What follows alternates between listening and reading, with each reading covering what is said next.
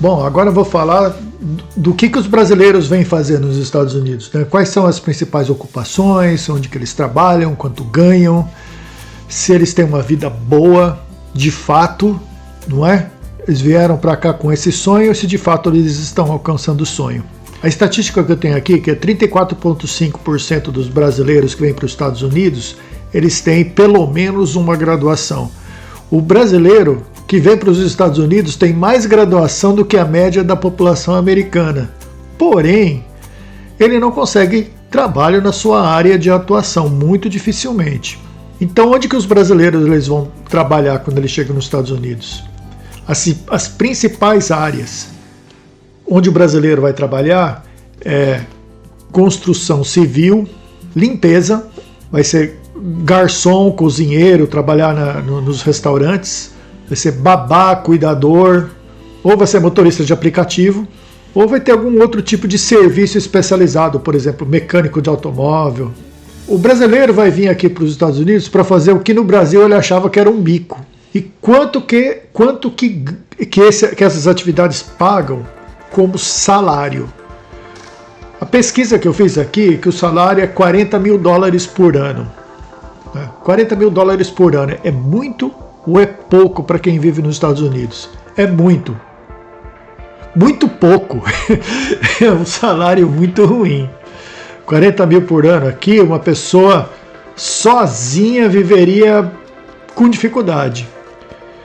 Uma família com 40 mil dólares por ano, ele precisaria de que os dois cônjuges trabalhassem com certeza, e um dos cônjuges talvez tenha que trabalhar em 2 empregos. Então, é uma vida difícil. Porém, o que eu diria, como se dá bem? Por exemplo, o pessoal faz muita piada, alguns comentários até preconceituosos, que o brasileiro vem aqui e vai trabalhar com limpeza. Sim, o brasileiro vem aqui e vai trabalhar com limpeza. No Brasil, a pessoa que vem aqui e trabalha com limpeza provavelmente contratava uma diarista.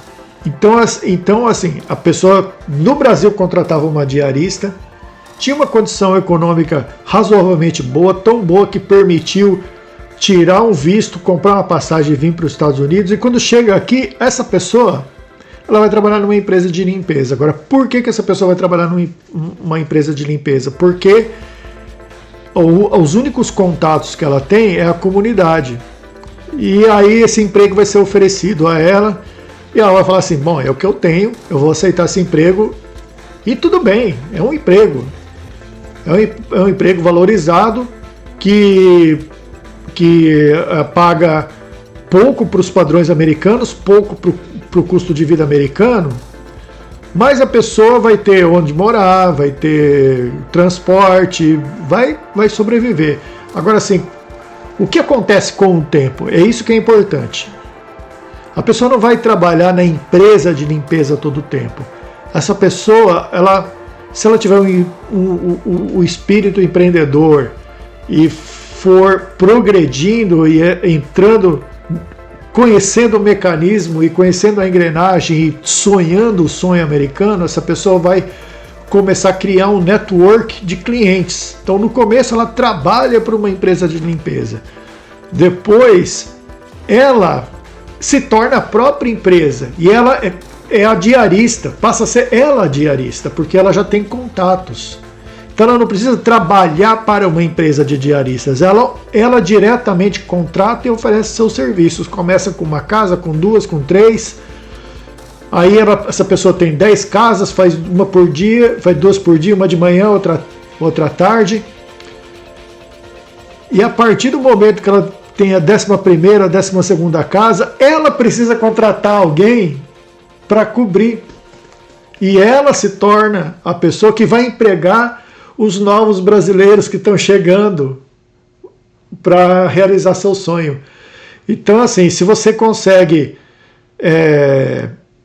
primeiro, arrumar um emprego, porque você precisa do emprego, mas depois você consegue ser um empreendedor individual, esse empreendedor individual, ele vai conseguir ter uma condição econômica bastante razoável.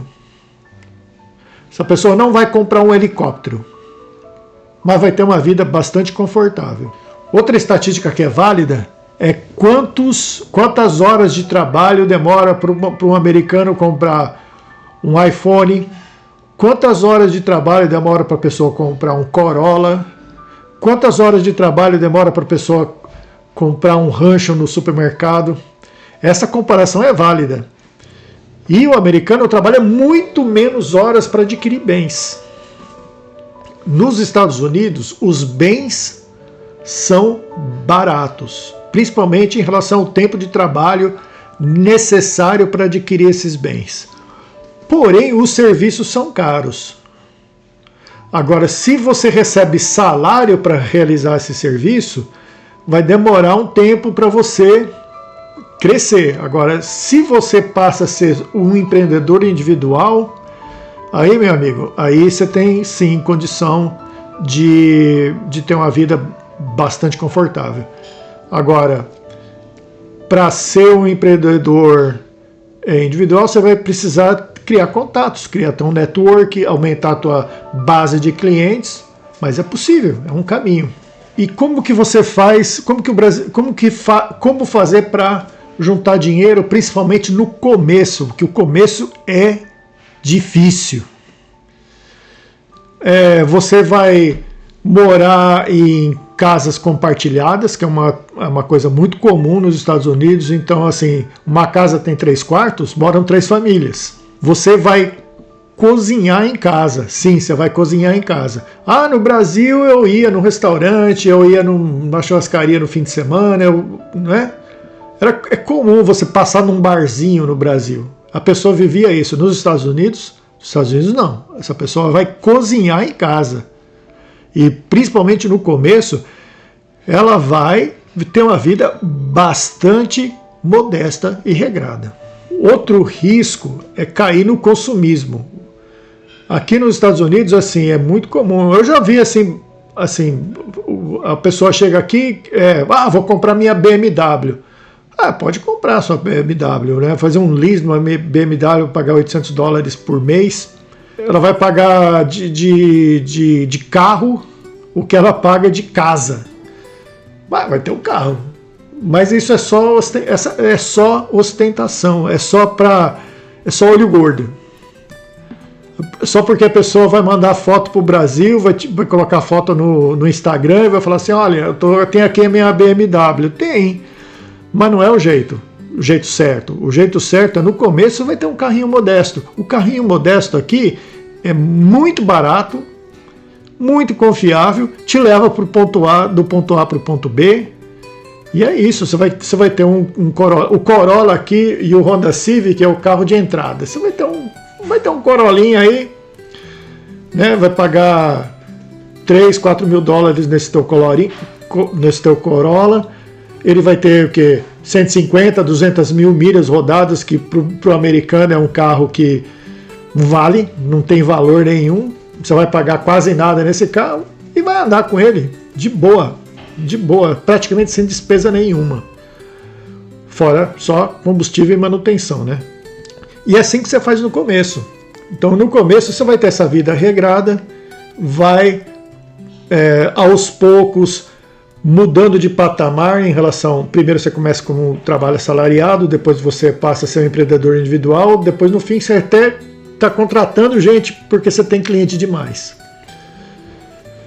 Outra questão é aposentar nos Estados Unidos ou pegar esse dinheiro que você juntou e voltar para o Brasil. Não tem uma solução, não tem uma resposta simples para isso. Acho que cada caso é um caso. Porque, assim, alguns brasileiros que vêm para cá, quando eles chegam na idade da aposentadoria, vamos supor, 65 anos, já tem uma série de benefícios. Tem uma rede social de proteção para os 65 anos. O Social Security aqui funciona razoavelmente bem para quem tem 65 anos. Para quem não tem 65 anos, a saúde é caro. Mas tem uma certa rede de proteção para quem chega nos 65 anos. Agora, outra coisa é que a pessoa chega aqui nos 65 anos dizendo que quando aposentar vou voltar para o Brasil. Porém, os filhos crescem, os filhos se casam, os filhos têm uma vida social americana, os netos são americanos, e a pessoa fala assim, não, a pessoa cria raiz. A pessoa vai criar raiz nos Estados Unidos e vai viver aqui, vai viver, morrer aqui. Sim, fez a transição completa do Brasil para os Estados Unidos. Agora, tem outras pessoas que fazem a seguinte conta. Eu vou ganhar meu salário de aposentado, vamos supor, $1.500 por mês, que é uma merreca, se você for morar nos Estados Unidos. Porém, $1.500, você multiplica por 5, converte em real, você vai falar, opa, esse é um dinheiro razoável no Brasil, né? Então, assim, a pessoa viveria uma vida muito difícil com salário de aposentado nos Estados Unidos e volta para o Brasil, converte o dinheiro em real e vai morar em Porto Seguro, na beira da praia, de boa na lagoa. Então, assim, tem as duas coisas. Mas a pessoa, quando faz isso, ou não teve filhos, ou deixou os filhos no Brasil, ou os filhos já têm uma vida totalmente independente, a pessoa fala assim, meu filho, boa sorte, você fica aí, eu vou ter minha velhice tranquila no Brasil, uma vida confortável na beira da praia, e Deus te abençoe.